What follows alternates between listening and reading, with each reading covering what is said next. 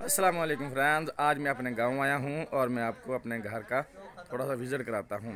ये देखें, ये है पर्दा, कोई दरवाज़ा नहीं, कोई लोहे का दरवाज़ा नहीं, कोई जना बड़ा गेट नहीं है। ये देखें, ये है।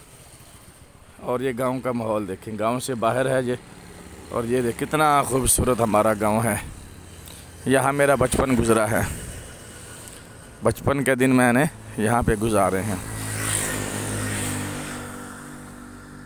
ये देखें, ये सड़क हमारी शहर को जाती है पाकपतन शरीफ को। पाकपतन के साथ ये 37 एसपी है। इस गांव का नाम 37 एसपी है। पीछे सारी फसल है, देखें।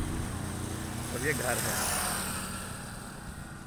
ये देखें, ये 2-4 घर हैं।